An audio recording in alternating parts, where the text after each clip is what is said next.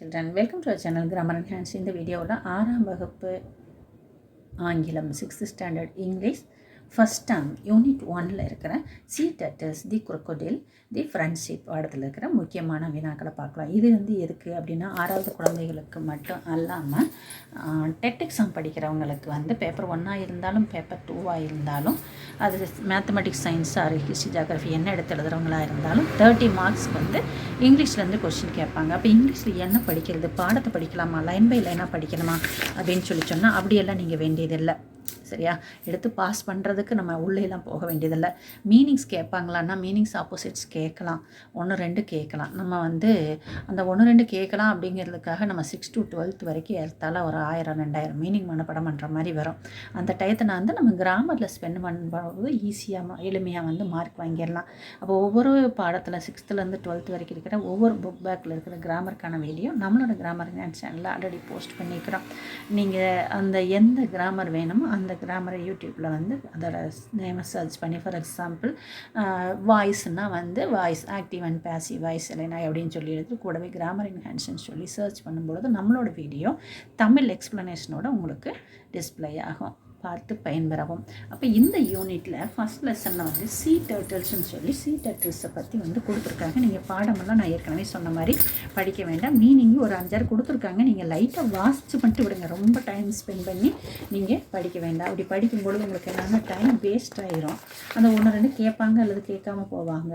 அப்படியே போனாலும் இந்த 1 மார்க்குக்காக நீங்கள் இதை டைம் ஸ்பெண்ட் பண்ணுற டயத்தை மற்றதுக்கு பண்ணலாம். அப்போ 6ஆம் வகுப்பு இங்கிலீஷ் ரொம்ப ரொம்ப ஈஸியாக இருக்குது. புக் பேக்கில் ஃபஸ்ட்டு யூனிட்டில் ப்ரோஸில் படிக்க வேண்டியது இது ஒன்று தான்.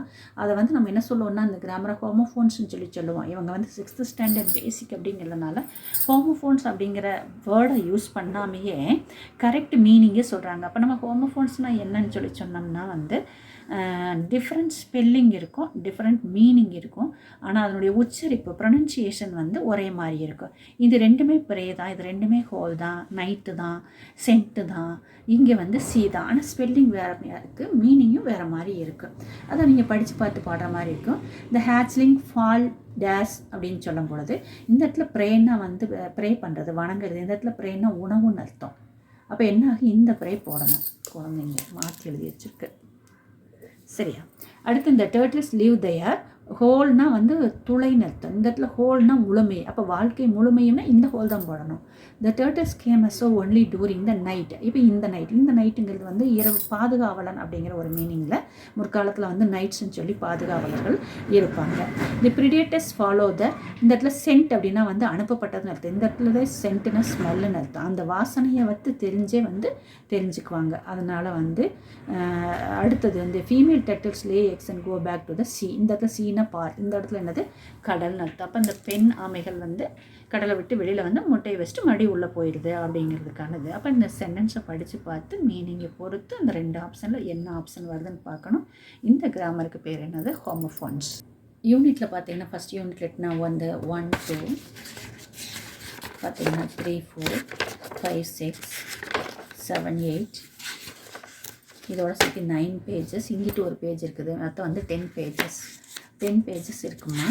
இங்கே என்ன வருது இது நான் சொல்லிட்டேன். அந்த ஃபஸ்ட்டு 10 பேஜஸில் நீங்கள் என்ன படிக்கிறீங்கன்னா ஹோமோஃபோன்ஸ்னால் என்ன.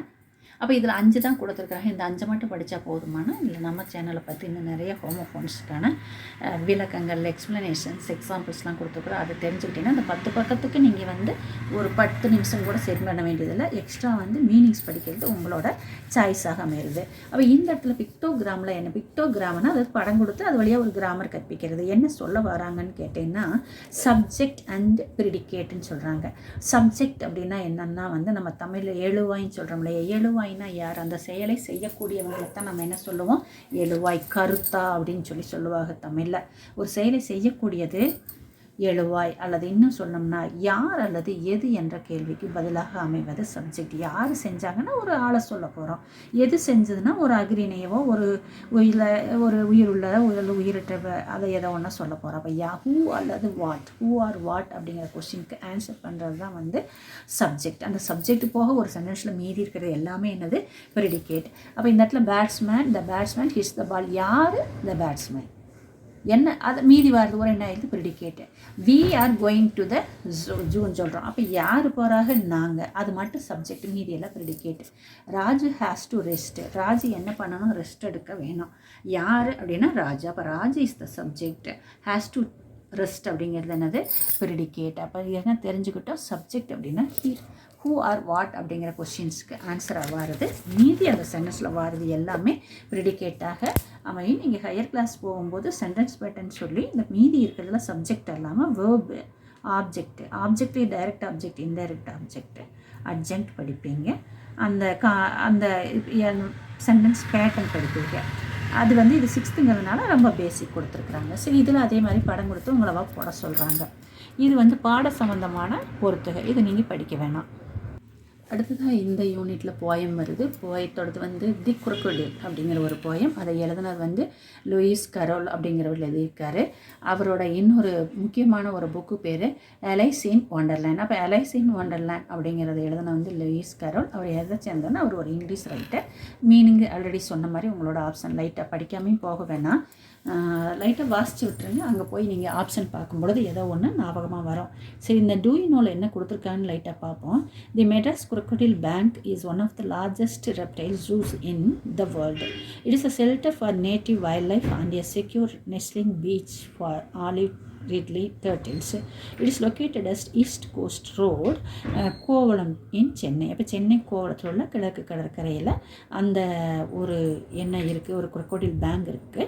அந்த குரோக்கோடைல் பேங்க்கில் வந்து பார்த்திங்கன்னா இந்த ஆலிவ் ரிட்லி இருக்கு இல்லையா, அந்த டர்ட்டில்ஸ்களுக்காக வந்து வாழ்வதற்கான ஒரு ஏதுவான சூழ்நிலையை அமைத்து பாதுகாக்கிறாங்க அப்படிங்கிறது கேட்கலாம். நான் எழுதிட்டேன். இந்த மாதிரி டீப்பாலாம் அது கேட்டதில்லை. மேக்ஸிமம் கிராமர் தான் கேட்குறாங்க.